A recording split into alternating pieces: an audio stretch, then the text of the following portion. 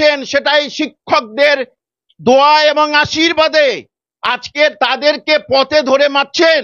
তো আপনার শেষ যা হবে সেটা মানুষ বুঝে যাবে কিছুদিনের মধ্যে। দেখুন, আগে বলি, মাননীয় প্রাক্তন বিচারপতি কৃষ্ণ আয়ার তিনি বলেছিলেন উর্দিধারী পুলিশের পিছনে এক সংগঠিত গুন্ডা বাহিনী, তার প্রমাণ করে দিলেন। রবীন্দ্রনাথ বলেছেন যে পুলিশের নিঃশ্বাসে লালায় বিষ থাকে, সেইটা আপনারা আজকের প্রমাণ করে দিলেন তো যে হ্যাঁ ঠিকই। তবে এটা ঠিক, পুলিশের মধ্যে অনেক সৎ পুলিশ অফিসার আছে, কিন্তু তাদেরকে কলঙ্কিত করে দিলেন আজকের মাননীয় মুখ্যমন্ত্রী, কলঙ্কিত করে দিলেন। অর্থাৎ মানুষ থেকে পুলিশ হয়, কিন্তু পুলিশ থেকে খুব কমজন মানুষই হয়, আজকের সেটা আমরা দেখতে পেলাম। আপনারা যে মিথ্যা কথা, যেমন শিক্ষামন্ত্রী, আপনার মুখের ভাষা ঠিক নয়, আপনি শিক্ষামন্ত্রী, আপনার মুখের ভাষা ঠিক করুন। আগে আপনারা নজরুল মঞ্চে কি বলেছিলেন সেটার কি সত্যতা প্রমাণ হলো? আপনারা তার পাশে থাকবেন নেতাজি ইন্ডোরে, আপনি কি তার কিছু হচ্ছে সত্যতা প্রমাণ করতে পারলেন? মমতা ব্যানার্জির বললাম ক্ষমতা নেই, আমি এখানে বলে দিচ্ছি। এখনো 2 বছর ধরে হাইকোর্টে চলেছে, 9 মাস ধরে চলেছে সুপ্রিম কোর্টে, এখনো যোগ্য অযোগ্য আলাদা করতে পারেননি। আবার আপনি তাদের বড় বড় ভাষণ দিচ্ছেন সেখানে গিয়ে, আবার বলছেন ABCD সব প্ল্যান রেডি। আসলে বলেছেন ঠিকই, A থেকে হচ্ছে অ্যাক্ট্রেস, মানে উনি নিজেই ভালো অভিনয় পারে, আর B থেকে হচ্ছে বাম, মানে চোখে বাম লাগাবেন, আর C থেকে হচ্ছে ক্রাই কাঁদবে, আর নিজেই কাঁদবেন, আর লাস্টে D থেকে ডিস্ট্রয়, সমস্ত শিক্ষা ব্যবস্থা ডিস্ট্রয় হয়ে যাবে, ধ্বংসের পথে চলে যাবে। প্রকৃত প্ল্যান হচ্ছে এটাই। আর বাম বিজেপি বলা ছাড়া তো ওনার কোনো গতি নেই। আচ্ছা, একবারও কি বলেছেন যে হ্যাঁ আমার এখানে স্কুল সার্ভিস কমিশনে হর্তাকর্তারা দুর্নীতি করেছে? এটা কি একবারই বলেছেন এর আগের মিটিং এ? একবারই তো বলা উচিত হ্যাঁ আমার ভুল হয়েছে, আমার যারা স্কুল সার্ভিস কমিশন তথা ক্যাডাররা এরকম টাকা তুলেছে, বেআইনি ভাবে চাকরি দিয়েছে, এটা কি একবারও বলেছেন? সেটা কেন বলেন? এ সৎসাহস নেই কেন? একজন মুখ্যমন্ত্রী হয়ে আপনার সৎসাহস নেই, এবং যারা সেখানে তারা আর কোনো ভাঙচুর করেনি, কোনো কিছু করেনি। মমতায় ওই ডায়লগ বাজি করেই তো এতদিন আছে, ডায়লগ বাজি করে, মানে ওই দিন মিটিংয়েও যা বলেছে এবং সবাই বুঝতে পেরেছে সুপ্রিম কোর্টে গিয়ে কি বলেছেন।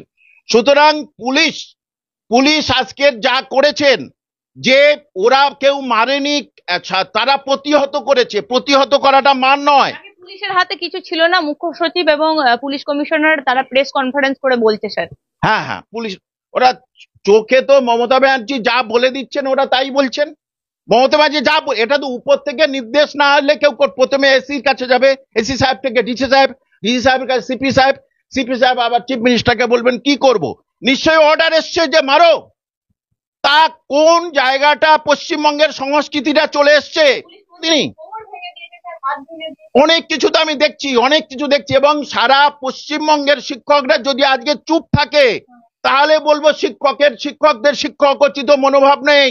আপনারা গর্জে উঠুন, কোন দিন আপনাদের পিঠে ওই রকম পড়বে, কোন দিন আপনাদের পিঠে এরকম পড়বে, এটা আমি বলে দিলাম। সুতরাং আমি বলছি স্যার, ওয়াকআপ বিলের যখন দেখা যাচ্ছে ওয়াকআপ বিল যে না মেনে যখন জঙ্গিপুরে এত সন্ত্রাস হলো, পুলিশ কোথায় লুকিয়েছিল? এত পেট্রোল পাম্পে আগুন লাগানো হলো, কার্যত আমি বলছি গাড়িতে আগুন লাগানো হলো, তখন পুলিশ তো গিয়ে লুকিয়ে পড়লো, এখন পুলিশ শের হয়ে বেরিয়ে পড়েছে।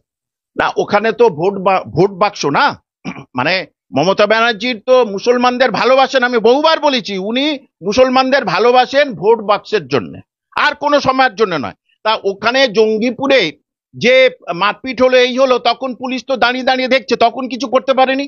তারা তো সত্যি যা কিছু, অনেকে অনেক রকম কথা বলছেন যারা এই যে ওয়াকআপ বিল নিয়ে, কিন্তু এরা তো শিক্ষক মহাশয়, এরা তো শান্তিপূর্ণভাবে মিছিলে শান্তিপূর্ণভাবে জানতে গেছে আমাদের এই যে কাঁকড় আর চাল আলাদা করবেন কবে, কিভাবে, সেটা মাননীয় মুখ্যমন্ত্রী শুধু মিথ্যা আশ্বাস দিলে হবে?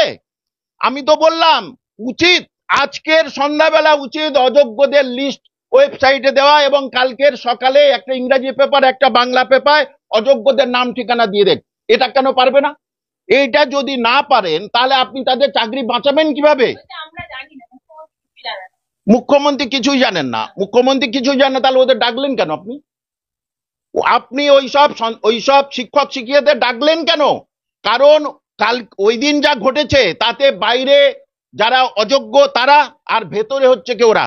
আচ্ছা, টিকিট কাটার কথা একবারও বলেছেন?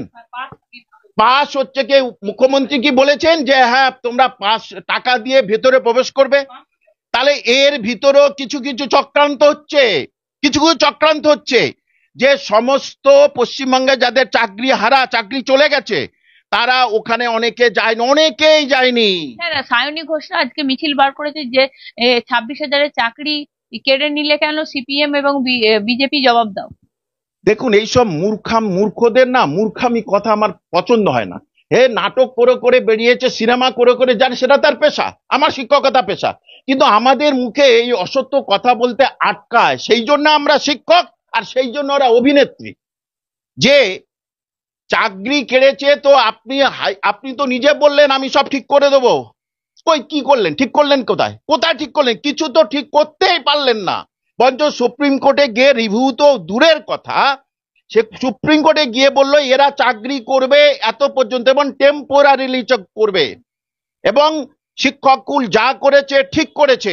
যে কেন স্কুলে যাবেন তারা, কেন স্কুলে যাবেন? স্কুলে 3 তারিখে 11টার পর থেকে তাদের চাকরি বাতিল হয়ে গেছে। তারা যদি অ্যাটেন্ডেন্সে সই করে নিয়ম অনুযায়ী তারা কোর্ট অপমাননা করবে, এটা নিয়ম।